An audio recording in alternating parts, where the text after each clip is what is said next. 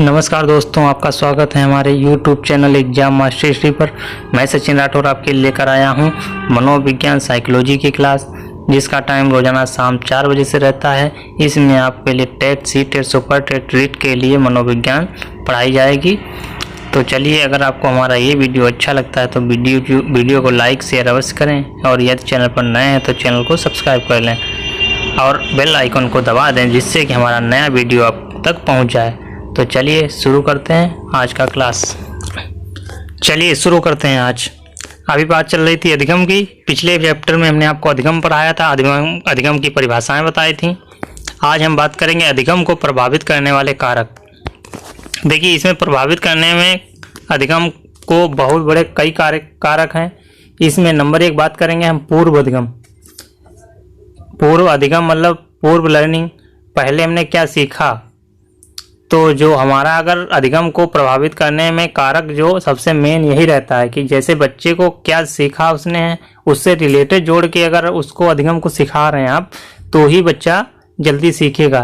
यदि आप डायरेक्ट कुछ एकदम नया सिखा देंगे, अभी कक्षा 5 के बच्चे को भूगोल पढ़ाएं और उसको कुछ अलग ऐसा टॉपिक कठिन बता दें जो हमारे इंटर के बच्चों के लिए है, तो नहीं बच्चा समझेगा।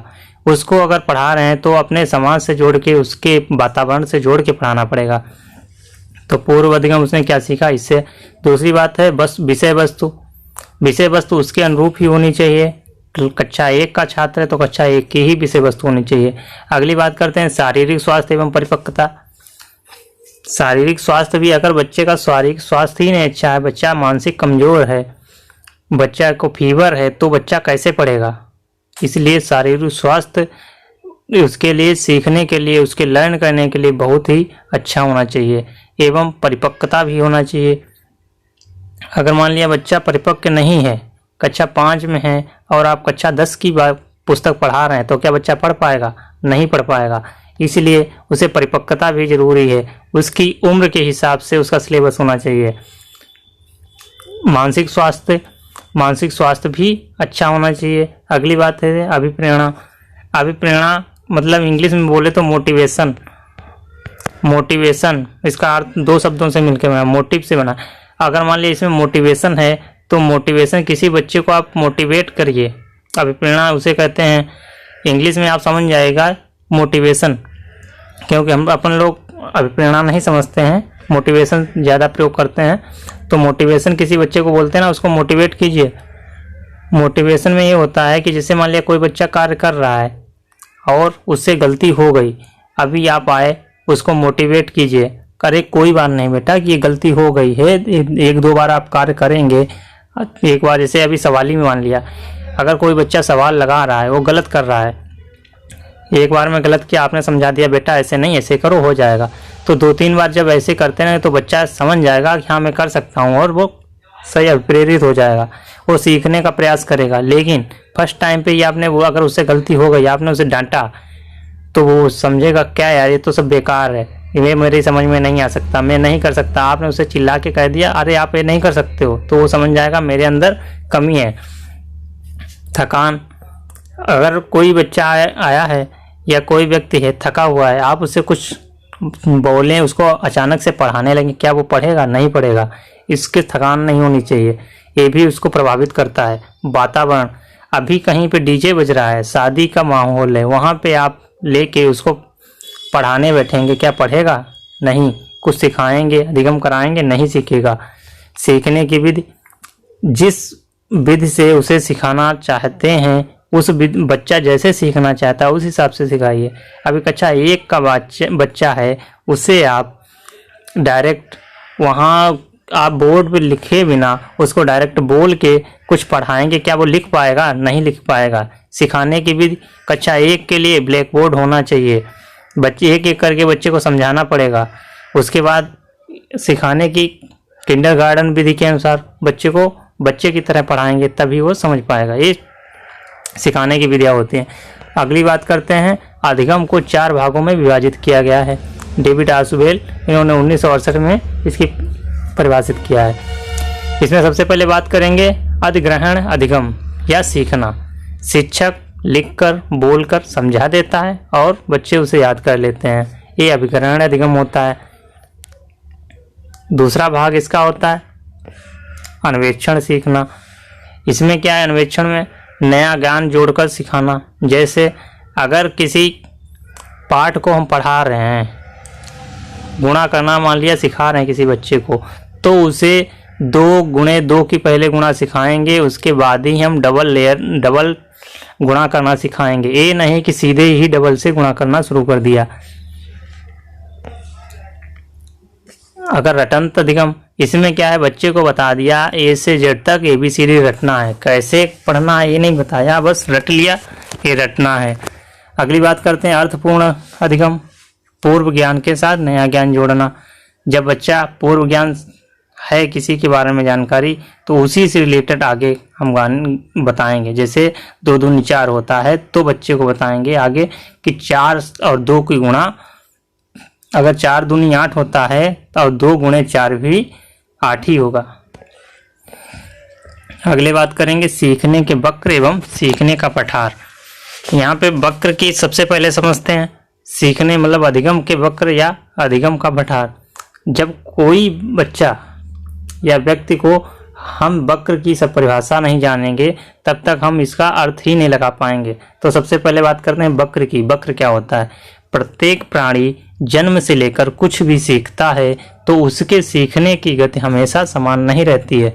ये भैया कोई पता ही नहीं रखता है कि व्यक्ति का कब कितना सीखा, इसकी कोई लिमिट तो होती नहीं है। लेकिन कोई आज ज़्यादा सीखता है तो कल उससे ज़्यादा, कोई परसों कल बिल्कुल नहीं, तो ऐसा रहता है। इसीलिए प्रत्येक व्यक्ति जन्म से लेकर कुछ भी सीखता है तो उसके सीखने की गति हमेशा समान नहीं रहती है, घटती या बढ़ती रहती है। इसको वक्र पर दर्शाया, कागज पर दर्शाया जाता है, उसमें ग्राफ बनाया जाता है, उससे दर्शाया जाता है। उसके क्रियाकलापों के द्वारा ये चीज़ महसूस की जाती है, तो उसी हिसाब से कागज पे इसको ग्राफ के माध्यम से दर्शा दिया जाता है। ये वक्र कहलाता है। गेट्स और अन्य की परिभाषा है। सीखने के वक्र अभ्यास द्वारा सीखने की मात्रा, गति और प्रगति की सीमा को ग्राफ पर प्रदर्शित करते हैं।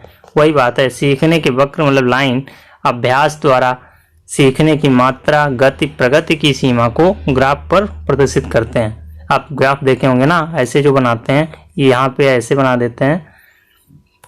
अगली बात करेंगे, स्किनर महोदय ने इसकी परिभाषा दी है। सीखने में प्रतिदिन उतार चढ़ाव आता है। सीखने में उन्नति और अवनति। उन्नति मतलब कुछ सीख रहे हैं, अवनति मतलब कुछ नहीं सीख रहे हैं। कई बातों पर निर्भर करता है।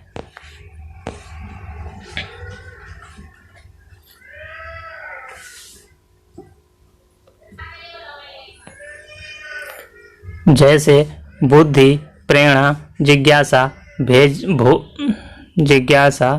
भेजना, तत्परता, थकान, अभ्यास, प्रोत्साहन, विषय कठिन या सरल होना।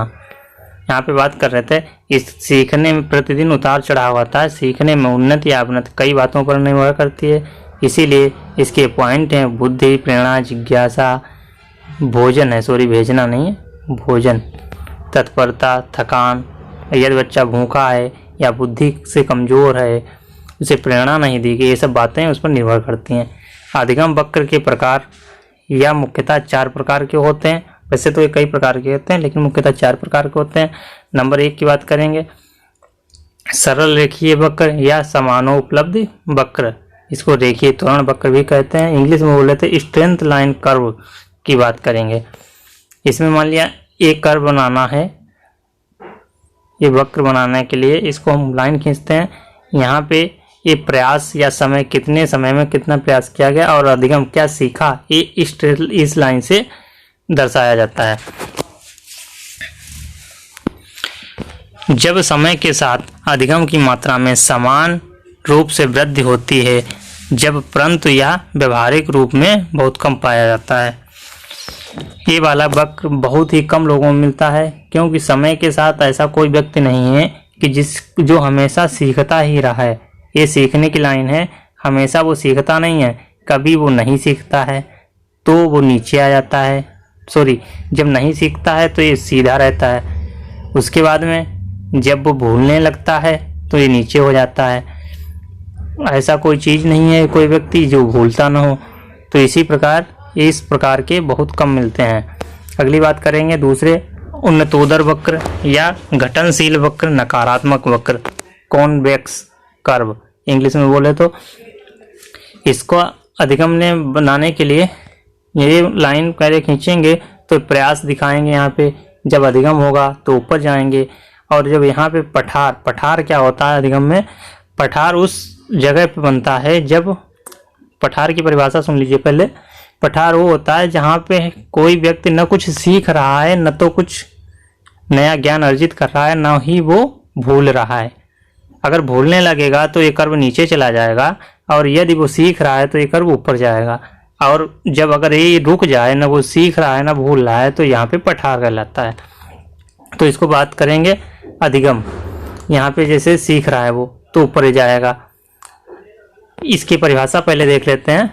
इसमें समय अथवा प्रयास के साथ साथ अधिगम की मात्रा धीरे धीरे कम होने लगती है तथा अंत में वक्र एक तिरछी रेखा अथवा पठार के रूप में हो जाता है, जो यह इंगित करता है कि अब अभ्यास करने पर सीखने की मात्रा में कोई उन्नति संभव नहीं है। वही बात हुई कि पहले तो व्यक्ति सीख रहा है, धीरे धीरे यहाँ तक जाता है, सीखता रहता है, तो इसका कर्व ऊपर उठता रहता है।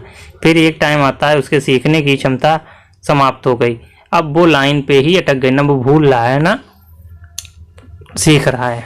ये हो गई कॉन्वेक्स कर्व की। अगली बात करते हैं कॉनकेव कर्व, नतोदर वक्र या वर्धनशील वक्र या सकारात्मक वक्र। प्रयास अथवा समय के साथ साथ अधिगम की मात्रा में वृद्धि होती है। इस प्रकार के वक्र प्रायः सैद्धांतिक या परिकल्पित होते हैं। यह व्यवहारिक जीवन में बहुत कम पाए जाते हैं, जैसे वैज्ञानिक। क्योंकि इन लोगों का वक्र होता है, ये हमेशा कुछ न कुछ सीखते ही रहते हैं। वैज्ञानिक है वो नई खोज करता रहता है, हमेशा सीखता ही रहता है, इसलिए उसकी लाइन ऐसे जाती है। लेकिन ऐसे लोग कहीं बहुत कम होते हैं, क्यों वैज्ञानिक ज़्यादा थोड़ी ना होते हैं, बहुत कम ही होते हैं। अगली बात करेंगे मिश्रित वक्र। ये कैसे होते हैं, मिक्स टाइप या एस टाइप के इसको कर्व भी कहते हैं। ज़्यादातर ये एस टाइप के नाम से परीक्षा में आ जाता है। या उन्नतोदर या नतोदर वक्र का मिश्रित रूप होता है। इस प्रकार के वक्रों में अधिकतम अधिगम प्रयासों के प्रारंभ तथा अंत में अधिगम की मात्रा कम होती है, जबकि बीच के प्रयासों में अधिगम की मात्रा अधिक होती है। जैसे शुरू में उसने जैसे कोई है तो शुरू में वो उसने एकदम धीमे धीमे सीखा, इधर से गए, फिर इसने एकदम सीखा ज़्यादा तो ऊपर गए। यहाँ से समझाते हैं आपको।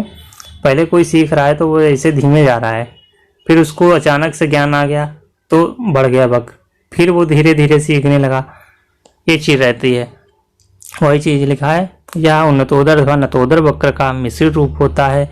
इस प्रकार के वक्र में अधिकतम अधिगम प्रयासों के प्रारंभ में, अंत में अधिगम की मात्रा कम होती है, जबकि बीच में ये अचानक से सीखने लगता है तो अधिगम की मात्रा बढ़ जाती है। या शिक्षा में महत्व क्या है, अधिगम के वक्र को देखकर शिक्षक छात्र की प्रगति की सामान्य जानकारी प्राप्त कर लेता है कि बच्चे के अंदर या छात्र के अंदर कहाँ पे क्या देखना, वो उसके हाव भाव को देखता है, उसके कार्य करने की प्रगति को देख के यह अंदाज़ा लगा लेता है कि आखिर इसमें कमी कहाँ पे, किस चीज़ को नहीं सीख पा रहा है। अधिगम के पठार और शिक्षा में इसका महत्व बहुत है। अधिगम के पठार यह इस अवधि को बताते हैं जब सीखने में कोई उन्नति नहीं होती है। सीखने में उन्नति का न होना ही सीखने का पठार कहलाता है। यही हमने बताया कि अधिगम में पठार का क्या महत्व है। पठार कब बनता है अधिगम में, यह उस अवधि को कहते हैं। पठार तब होता है जब सीखने में कोई उन्नति नहीं होती है। सीखने में उन्नति न होना ही सीखने का पठार कहलाता है। अभी ग्राफ बनाया था हमने, जैसे यहाँ से एक कर्व है, इसको खींचा तो यहाँ से ऊपर चलते गए तो ये बढ़ रहा है। लेकिन एक टाइम ऐसा आता है ना हम सीख रहे हैं ना कुछ भूल रहे हैं, यही पठार कहलाता है। ये यहाँ पे पठार बन गया, ना यहाँ पे हम सीख रहे हैं ना भूल रहे हैं। अभी यहाँ पे हमने आपको दिखाया था, ये नकारात्मक हो जाएगा अगर ये ऊपर रहेगा। अगर ऊपर करते हैं तो सरल लिखिए, उसके बाद में अगर नीचे करते हैं तो ये नतोदर आ जाएगा, नकारात्मक हो जाएगा। और ऊपर करेंगे तो ये वाला नतोदर वक्र या वर्धनशील, हम कुछ सीख रहे हैं। और दोनों को जो बीच में कर दे तो पठार बन जाता है। ना हम कुछ सीख रहे हैं न तो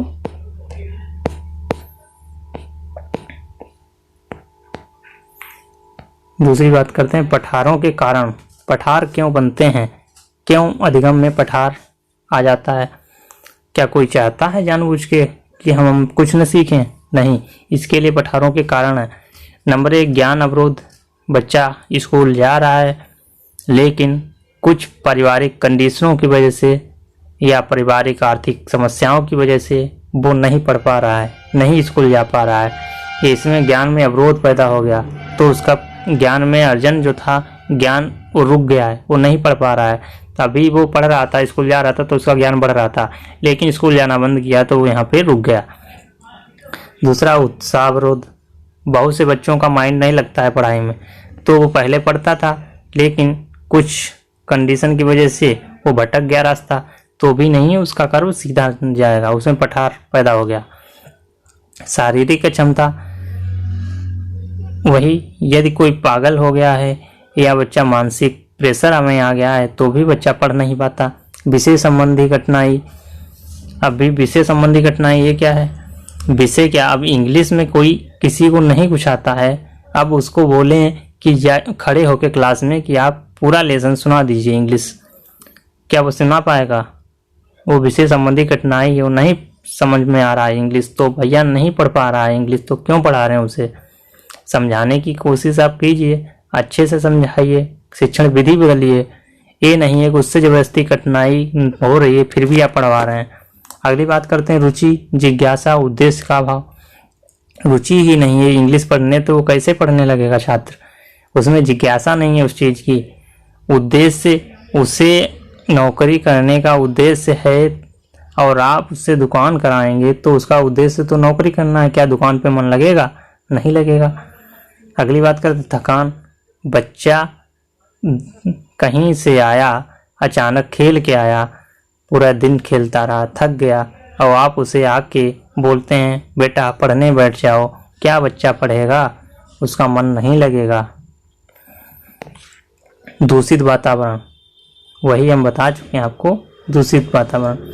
पठारों का निराकरण, ज्ञान को बढ़ावा देना। अगर बच्चों को पढ़ाना है तो पहले उसके मम्मी पापा को पढ़ाना होगा, ज्ञान को बढ़ावा मिलेगा तो और बच्चे को भी स्कूल भेजेंगे, और बच्चे में अगर नहीं समझ में आ रहा है तो बच्चे को पढ़ाने के लिए उसकी जो पढ़ाने की विधि है उसमें परिवर्तन कीजिए, उत्साह में उसको मोटिवेट कीजिए, प्रेरणा, उचित वातावरण दीजिए, अच्छी शिक्षण विधि का प्रयोग कीजिए। इससे क्या होता है? पठारों का निराकरण हो जाएगा।